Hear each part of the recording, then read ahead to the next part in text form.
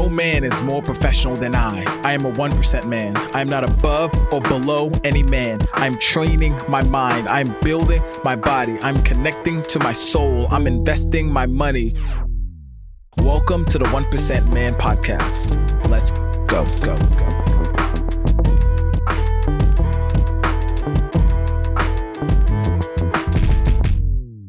3, 2, 1. Welcome back to the 1% Man Podcast. I got my good friend here with me, Harvey. And Harvey, I'm never going to try to say your last name because I'm going to mess it up. I know I am. Please say it for us.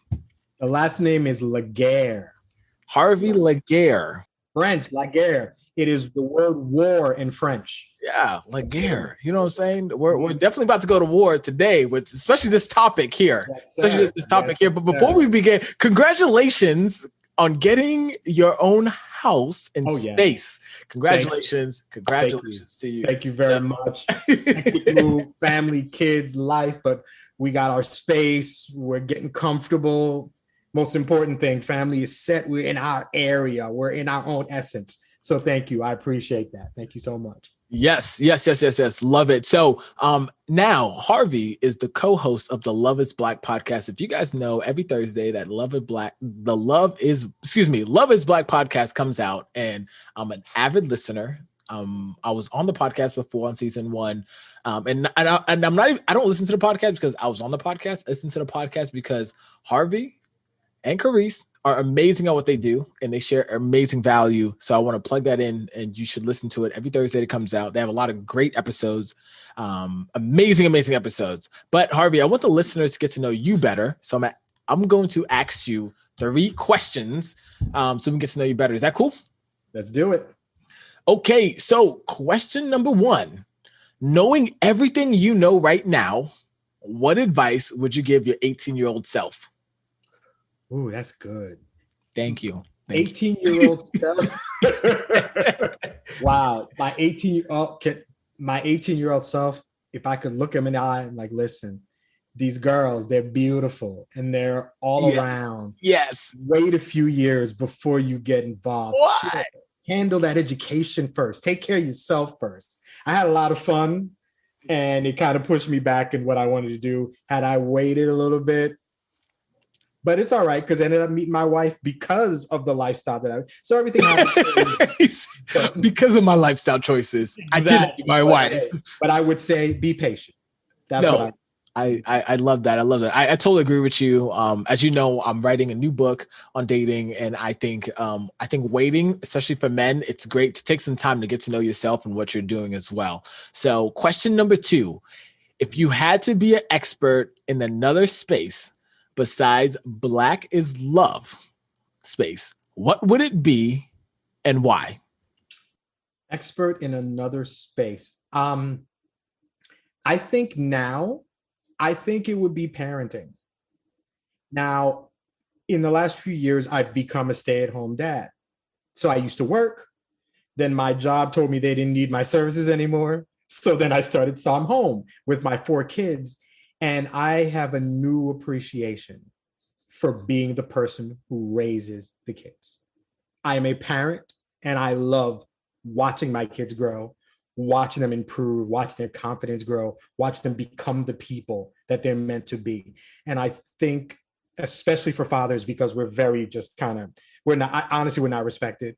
I would love to talk to fathers.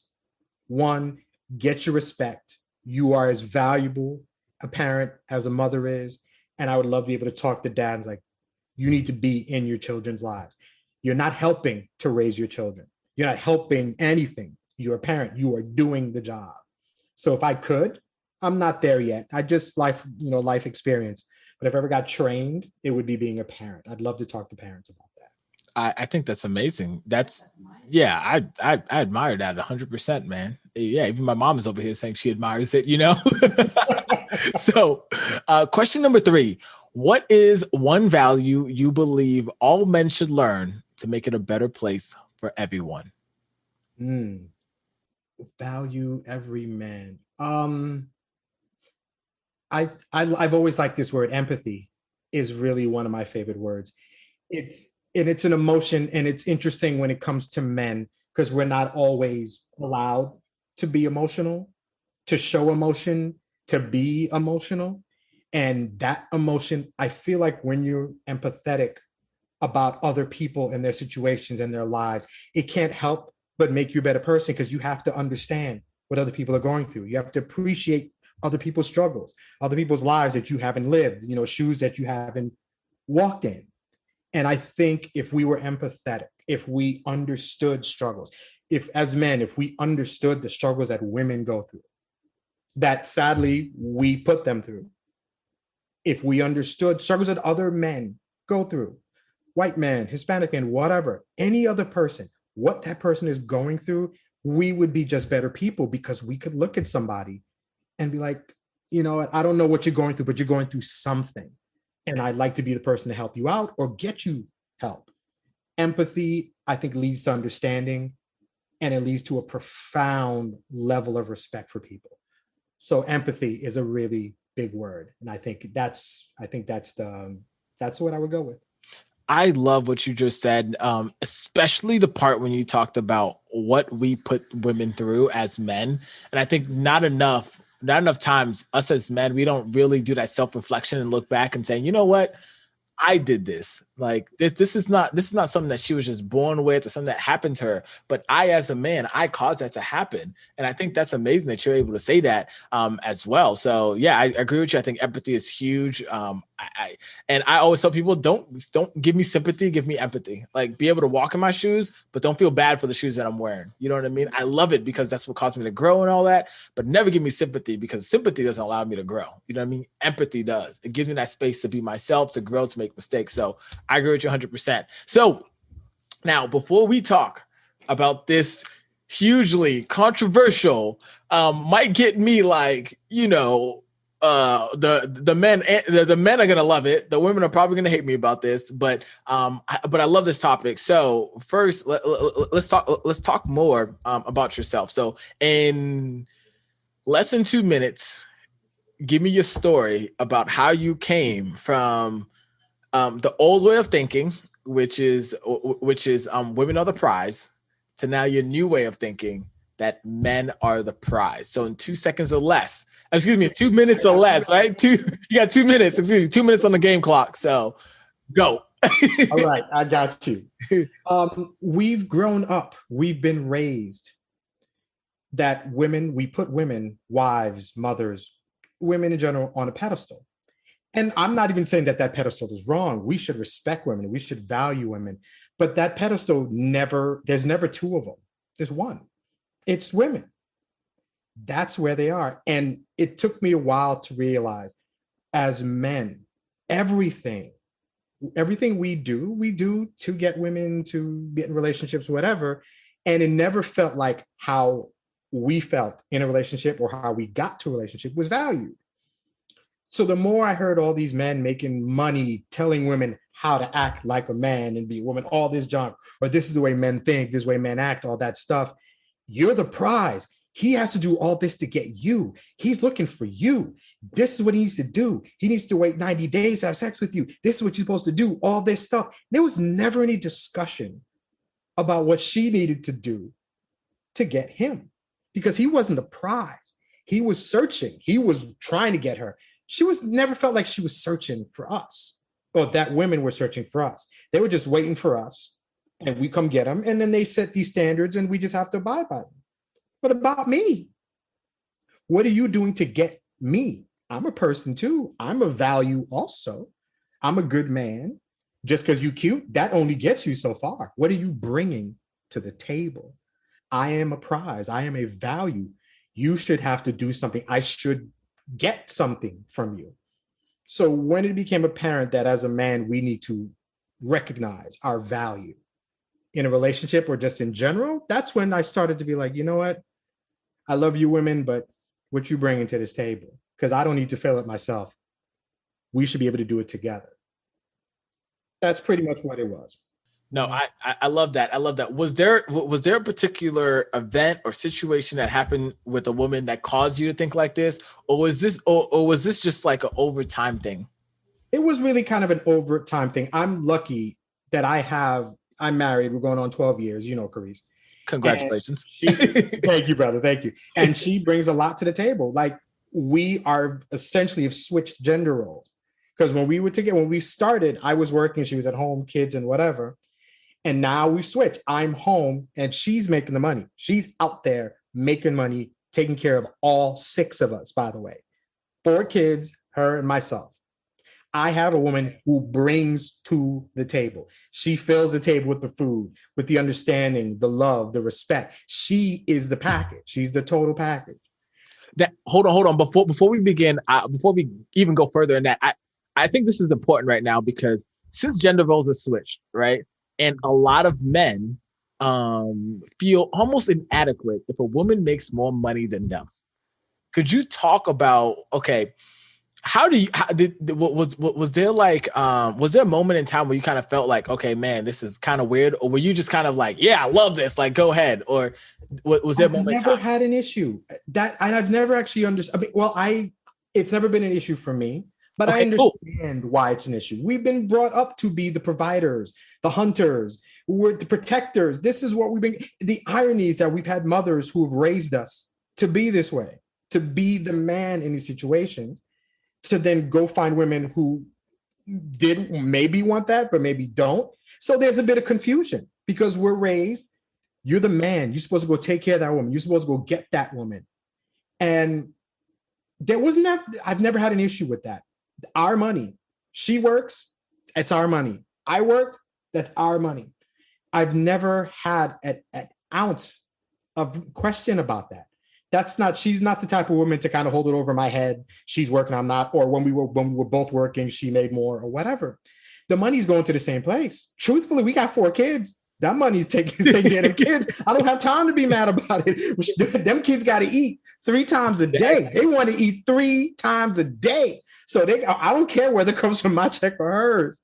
So it was, and bills, all that stuff have to be paid. The mortgage, they don't care whose check that money comes from. They want the mortgage, and who cares? But I think really for me, I think the reason it's not an issue is I think it is the quintessential feeling for me that raising your family is as valuable, if not more, than bringing in financial stability to a home. My kids are my reflection, are my message that I'm sending to the world. They're a reflection of me. It is of major importance that I take care of my kids. So I take that responsibility. It's so important to me that, to me, it's the currency of taking care of my kids, boundless. You can't put an amount on the importance of raising my 17-year-old son in this world right now, as we've got boys getting shot left and right. As a Black man going to be go out into this world, it's nice that somebody's bringing in a lot of money to take care of the house. But when I send him out, he needs to understand the world that he's going to be living in. And he has a parent in the house who's there for him all the time. And 3 daughters who recognize their value in this world, whether they be with a man or a woman or whatever, and recognize their importance. So taking care of my kids is what I do now. I'm thrilled to do it. So I would never have an ounce of concern about how much money my wife makes, because I make a whole lot of money taking care of my kids in the home. Ooh, I love what you just said, but I want to go a little deeper, right? Because something I want to give them tangible things is, what are you able to provide besides money to Carice? You know what I mean? When she comes home, like, what are you able to provide? Because I think that's something where men are saying, well, if I'm not providing the money, if I'm not bringing the house, if I'm not bringing the car, what am I able to give to a woman if I'm not able to be a provider then, in that sense, right? Financial provider. I want to make the distinction. Financial provider. What am I able to provide then? And what are you able to provide too? So I think there's 2 pieces. One for yourself and then one for men in general. Oh, that's fine. I think you answered it with the financial provider. If all it took was to bring a check to a woman, life would probably be a lot easier. Life is not that simple. Money doesn't solve everything. Money makes things a little bit easier. But what I provide for my wife is a home with children that she brought into this world that are taken care of. A home that when she walks in, it's home, not just a house. Emotional support. Got these women going out into the world and working hard. When she comes home, she's got somebody who loves her, who's taking care of the children that she brought into this world. Women, I think we've always said that women are supposed to be men's peace. I think that's what I've heard a lot. I don't think I'm her peace. I am her stability. She comes home. Home is safe when she walks into it.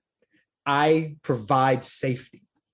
She comes home. She is in a safe land to be whoever she wants to be. Happy, sad, upset, pissed off, motivated, unmotivated, disappointed, impressed, whatever. She's allowed to be herself.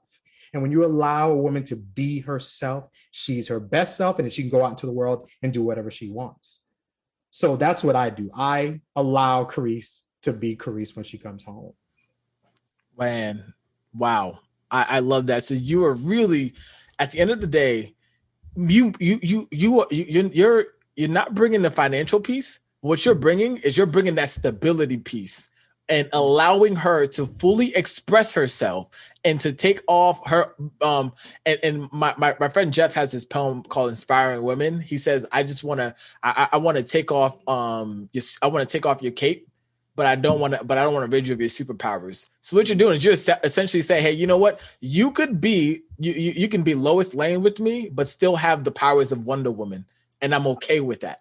And I love how you blend the two right there and what you just said. So now let's definitely dive deeper into this. Men are the prize, right? Men right now, we all have the mentality. Even myself right now, I'm thinking, okay, well, no, women are the prize. I'm chasing women right now. That's what I want, right? So walk me through the first step. Okay, so what do I need to do? What's the first thing I need to do so I can start to shift my mindset to saying, okay, I am the prize. So I can start looking at myself as the prize. Start building that pedestal for me. Let's start building that as you said, that pedestal. So that first foundational piece, what do we have to do?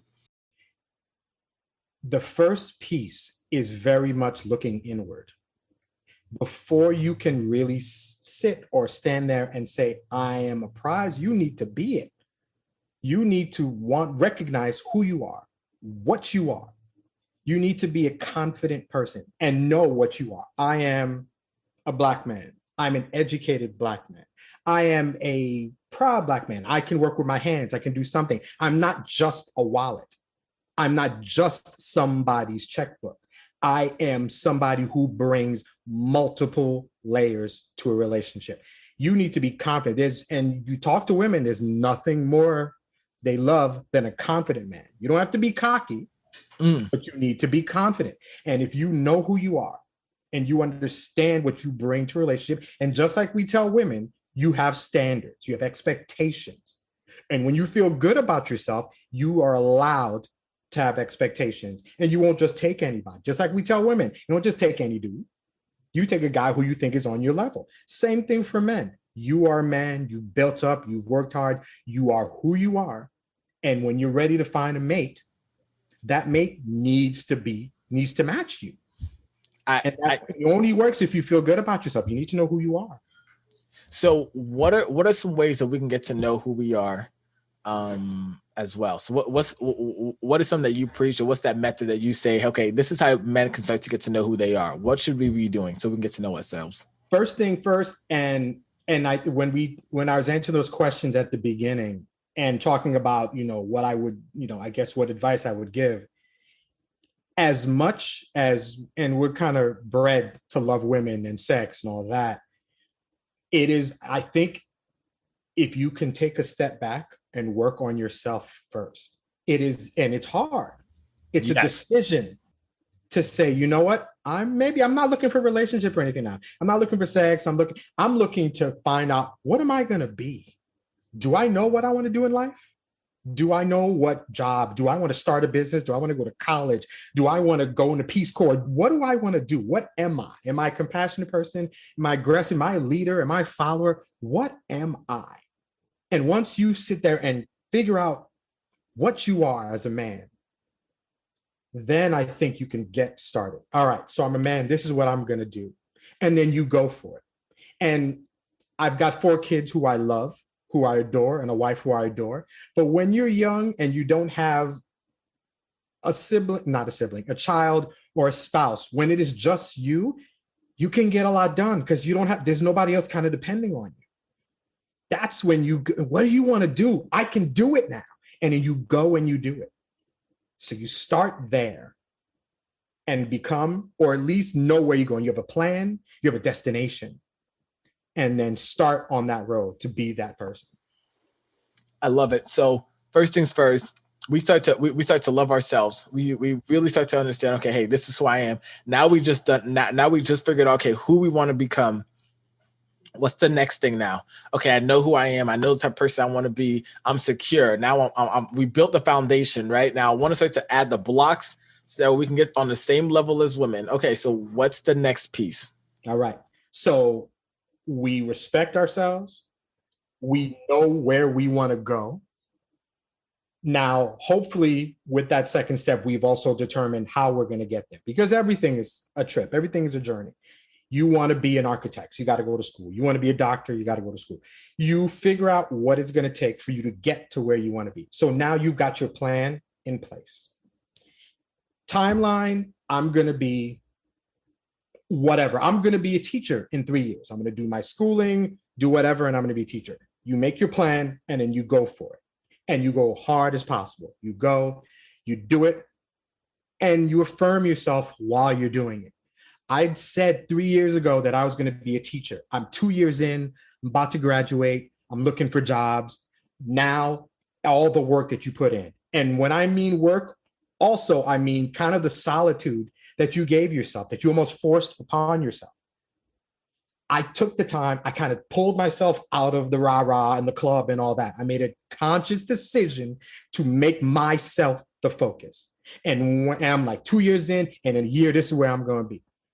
And when you hit that spot, not only will I did what I said I was going to do, you will feel so much better about yourself because you made a plan, you followed through, you completed it.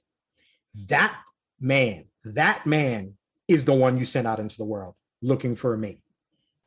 You know, it's crazy though. And I swear to you that this happened to me before, because I took a sabbatical from dating and sex. And I'll tell you this, that when you start to do that, women get so attracted to you when you know where you're going. Women are like, yo, I want to follow you. Because naturally, everybody wants to go with the leader. Like when shit hits the fan and everybody's looking for somebody to follow, that one leader that's speaking confidently, that's saying, hey, everybody move this way. Everyone listens because, hey, why? Because the whole world is almost like burning down and everyone's looking for almost like that beacon of light. But the man that knows where he's going and what he's doing, I mean, you'll attract anybody, because why? You're not looking for it so much, but you start to pull it towards you. Now, most men aren't used to that. I'll say that. You know, not every man is going to be almost, it's like a Trey Songz or a Chris Brown type of dude where they've had all that attention, right? So how do we deal with all that attention that we're getting without filling our ego up as well, and without getting off the path that we're supposed to be on? So can you talk us through a little bit about that? Because I want to make sure these men, they don't have that pitfall. Well, you know what? It's part of the challenge. Again, we've been raised to be a certain way. We go to school, we grow up, we hang out with some girls, we date, we find a girlfriend, find a wife, and then we provide. If you go through this process properly, you understand that there are going to be pitfalls, there are going to be challenges. Maybe you're going to school, but it's a struggle paying for it. Or maybe you had a job and you lost it. Or maybe you lose a friend, or different issues. Things happen. Part of that journey is being able to handle when a bump is in the road and things that kind of push you off of your plan or where you're trying to go. And sadly, if you are being introspective and trying to be a better man, women coming along or whomever coming along showing an interest in you is going to be something you have to deal with. And you have to stay on path.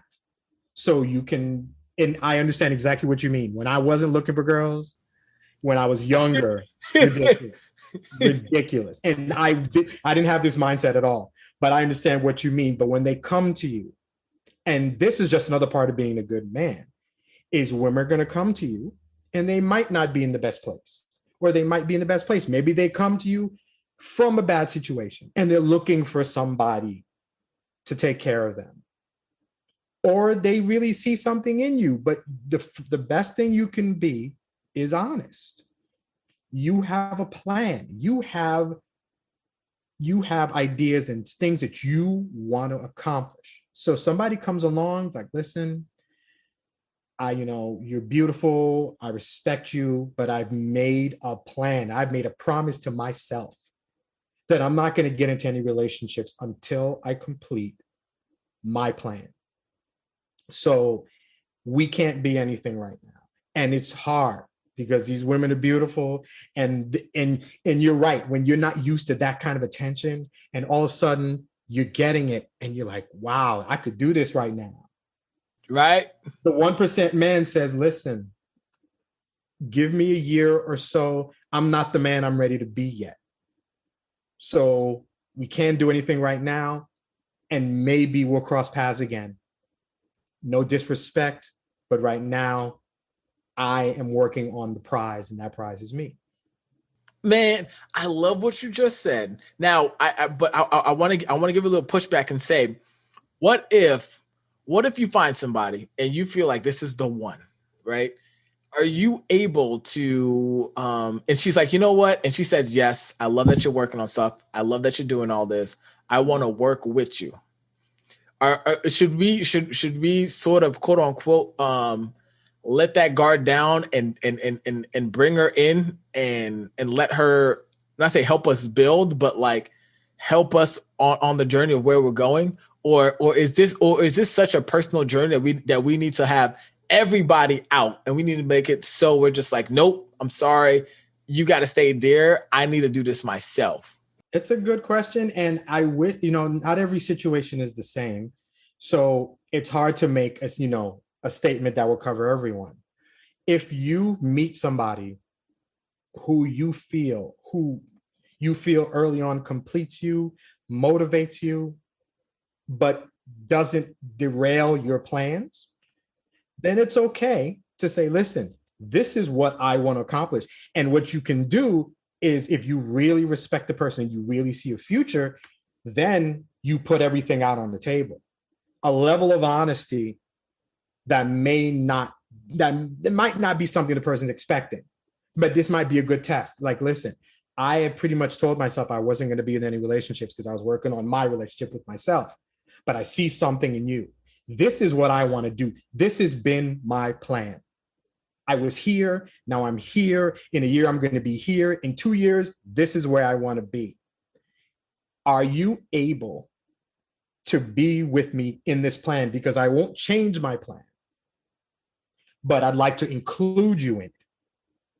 Are you willing to be in it with me? And that's what you got to see. Somebody who's willing to get in there with you and respects what you want to do. And if they're willing to get in there and support you and not derail you, then maybe that's somebody you consider. But maybe you just say no and say, I'm going to wait. We can be friends. We can do whatever. But it depends. It's hard. It's emotion. Love is a hard thing. When you put emotion into things, it's easy for you to just make a slight left turn and then things change. So again, it's introspective. You decide you're going to do something, you got to stay in it.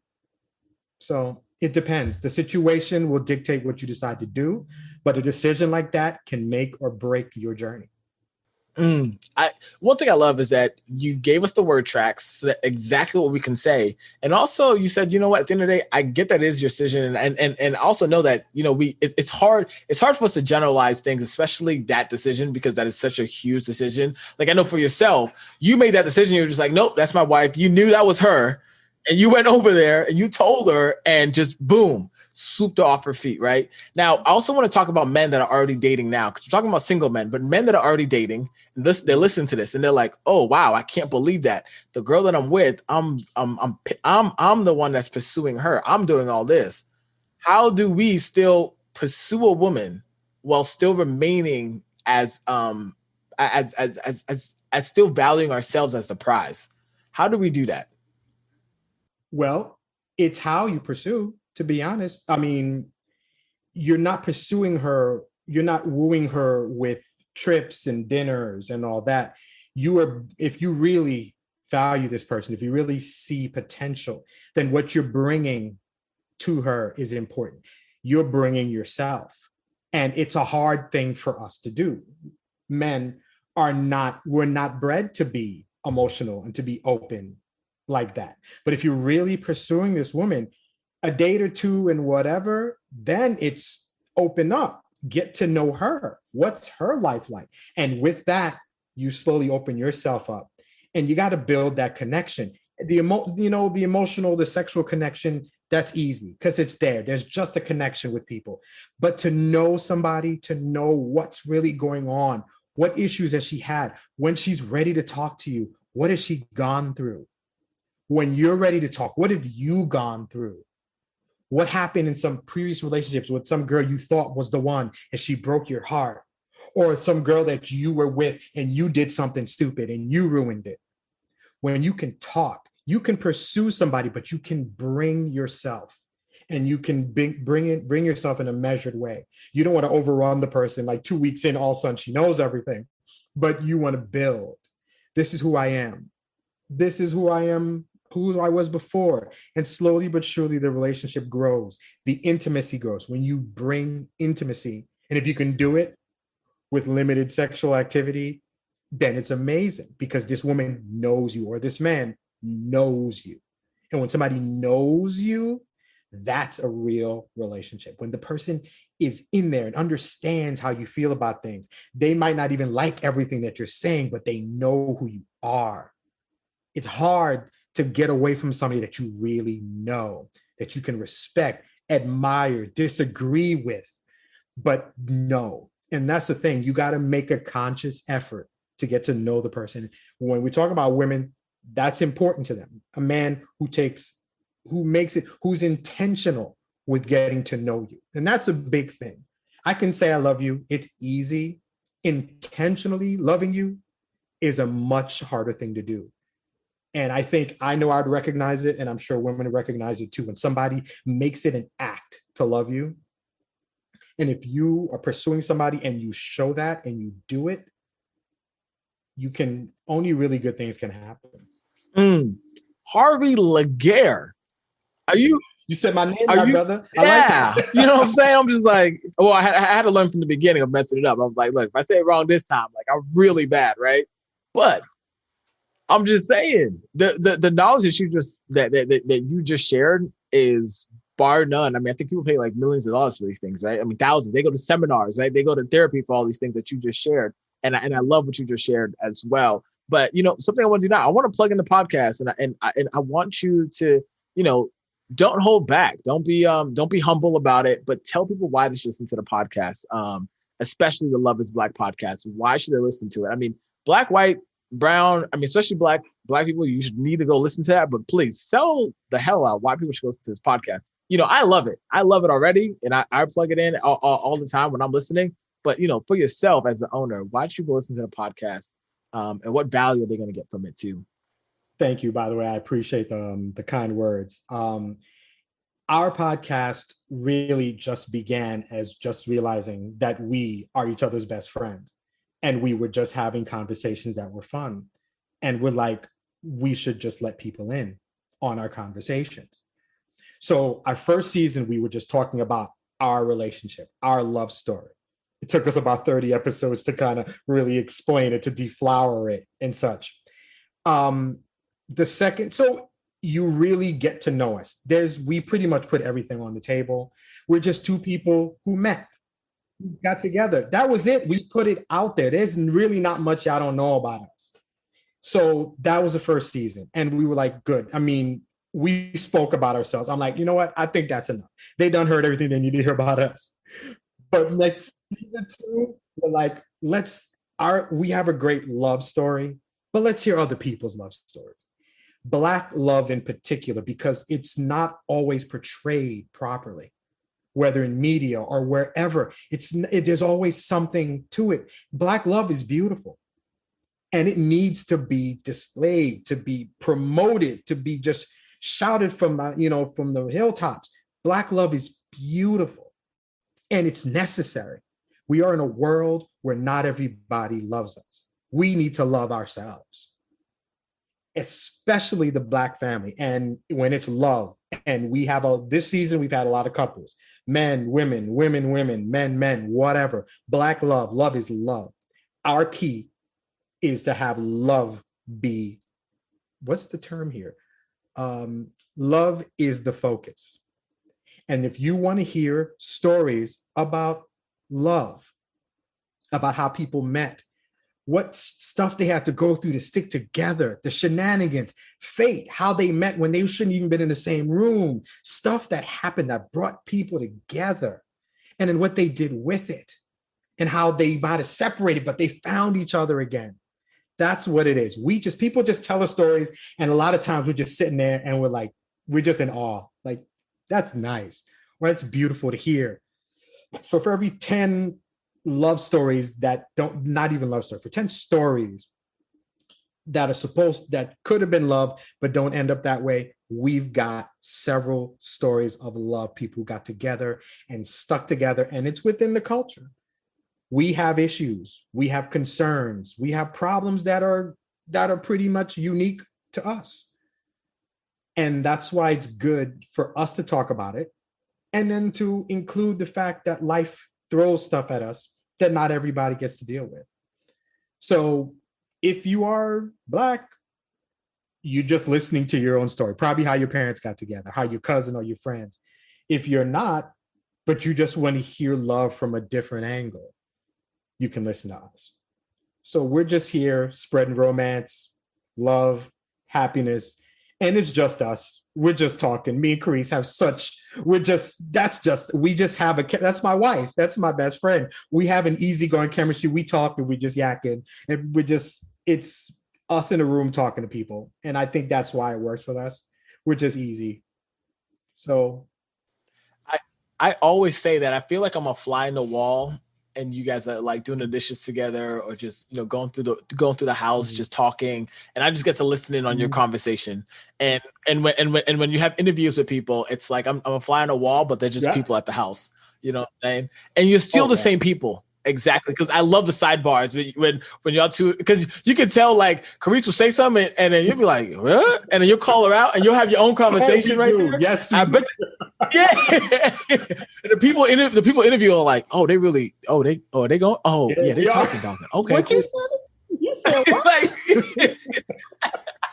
So I totally love that as well. But what was I going to say is, make sure you tune in to the Love is Black podcast. And if you listen to this and you take a screenshot of you listening to Love is Black podcast, I'm going to give you a free gift for the people that listen to the show, the dedicated listeners. I'm going to send you a free gift. There's definitely, you already know, it's going to be an amazing t-shirt as well. It might be even something else, even more. You never know. You might be able to hop on a one-on-one call with me as well. So, but I'm going to give you a free gift. So just by you taking a screenshot, tagging the Love is Black podcast on your show, and tag me so I know that you're listening to it as well. Okay. And now, Harvey, we're at the point of the show where we love here at the 1% Man, we love to give the person being interviewed the last word. This is where you get to share with us something that you've learned, something that maybe an affirmation or maybe a mantra that you take with you that you want to share with us, so that way we can learn from you. So what is something that you want to share with us? The one last thing that I would say is, when you get up in the morning, recognize just how valuable you really are. You are not just some typical man, woman, whatever. You are special. You bring value to any situation, any place, any room that you're in. And if you know how valuable and how special you are, people will see it. And the right people will treat you the right way, and the wrong people will step away. So know who you are and let the world know it. Love it. And you heard it here first at the 1% Man podcast. My brother, your legacy starts today. thank you, my friend, for tuning into today's episode. This means so much to us over here at the 1% Man community. Now, we want to extend a hand of gratitude to you. So I have a free gift for you. All you have to do is go to www.the1percentman.com/podcast gift. This is an exclusive gift for listeners that tune into our podcast. So go over there, get that free gift as well. And now I have two simple acts of you. One, hit that subscribe button and leave us a comment and a 5-star review, because that helps us to see what you love about the podcast, and that helps us to bolster up in the rankings so more people can find us and listen to this pertinent information that we have for men of today's age. Last but not least, I want you to go back and listen to this podcast. Find just one thing that you can implement in your life today so you can move forward. Remember, progress over perfection. And till next time, my friend, your legacy starts today.